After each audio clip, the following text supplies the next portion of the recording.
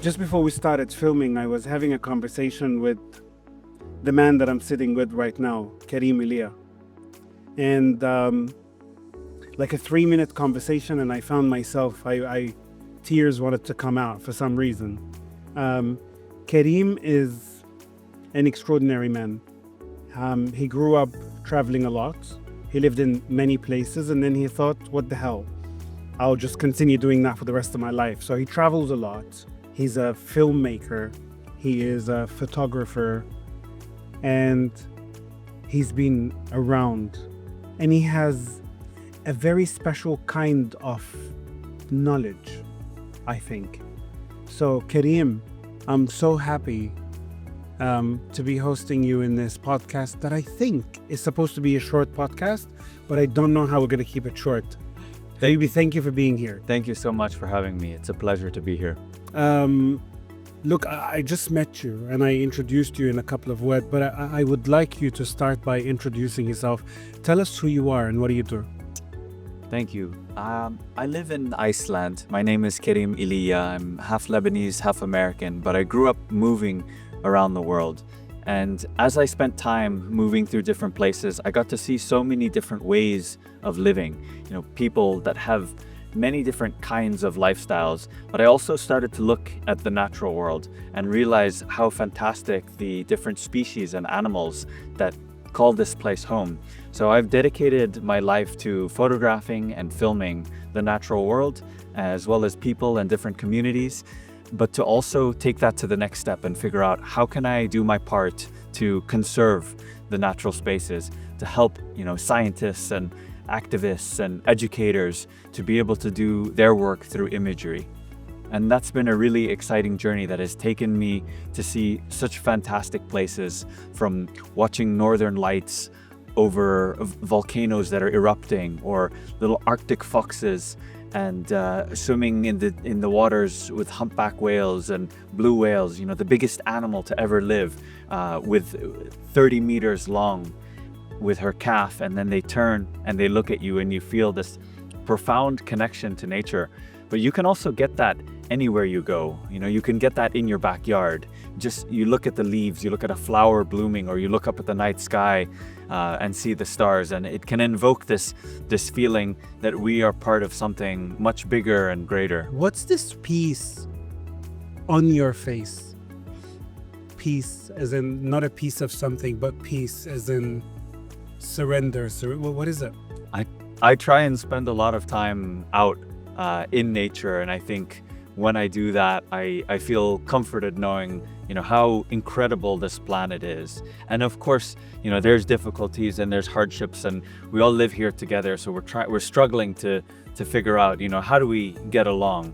But I think the more time that I spend out in the natural world and meeting people who are so passionate about different things, there's so many interesting ideas and passions that people have, and we're just one species on the planet, and there's, I've found that other animals have personalities as well, and you get to know these different creatures, and you realize, this planet really it can be a peaceful place, and I hope that can be the case for the next generations, that we can figure it out so that we can all share this space together. We'll talk about that in a minute, but when you mentioned, before we started filming, you mentioned whales. Mm-hmm. When you spoke about them, I told you, why do I want to tear up? And then you spoke about it again after we started filming, and the same feeling comes to me when you talk about blue whales. When you talk about a creature with a heart the size of a small car, why does that happen with whales in particular? I know it happens with all the other species, but why whales in particular? There's some animals I think we can relate to more than others, and we can almost see ourselves in them. And whales are mammals. They take care of their young, they socialize, they feel love and compassion and empathy. And when you come face to face with a whale, and it looks into your eyes, you really feel like it's looking into your soul, like you're exposed and vulnerable. And you realize that, this animal, they've evolved in a completely different environment living their whole lives in the ocean, going through deep waters, diving down, singing, and we live on land. And yet there's this connection that we have with these animals. We come from the same place, and we're not actually that different. We have hands, so we make things, and we live on land. But in the end, there's this emotional resonance between humans and whales that have captivated people's attention for a long time.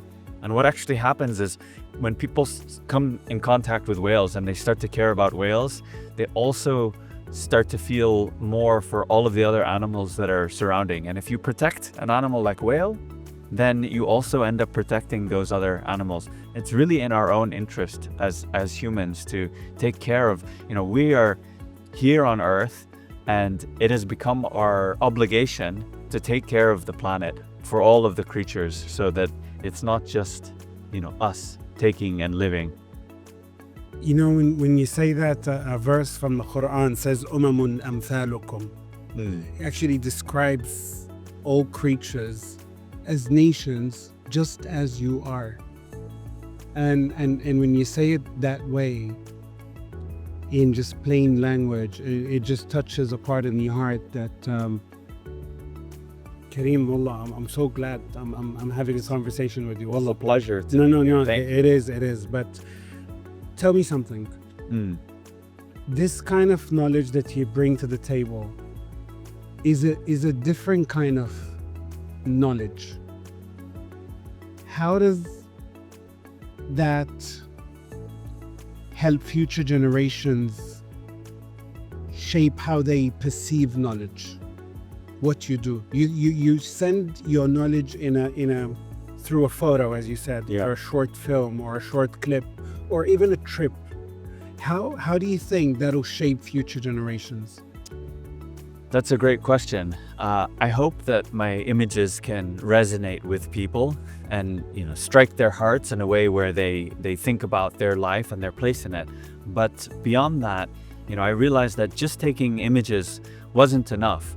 So I co-founded a nonprofit, and one of the things that we do is we have this fellowship program where we give camera gear into the hands of young people, and we do a workshop. We teach them how to use the camera gear, how to tell stories, and they go off into the world and they tell their own stories from their own communities in their own languages about the natural world. And I think really creating a tool set to give the next generation, because it doesn't just stop at the image that I take. It needs to go beyond, and to be able to work within local communities to make changes. And that's really where the future of this knowledge goes, is people have so much from so many different places, and they have their own ways of doing it. And so it's not for me to go and say, here's some knowledge, enjoy, that's my job is done. It's really to give people the ability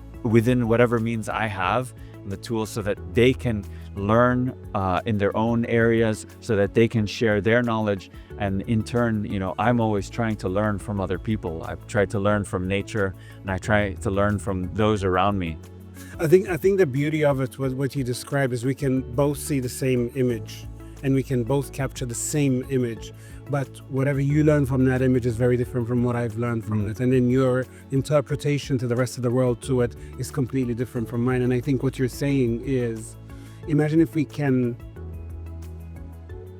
engage a lot more people to start watching, learning, and sharing. Is that in a way what you're describing? Yeah, and everybody has something to contribute. We often think that, like, many people think they don't have anything to give, but the reality is we have so many different experiences all around the world. Me and you and everyone has something to contribute, something to share, and that other people can learn from. What's one lesson you've learned?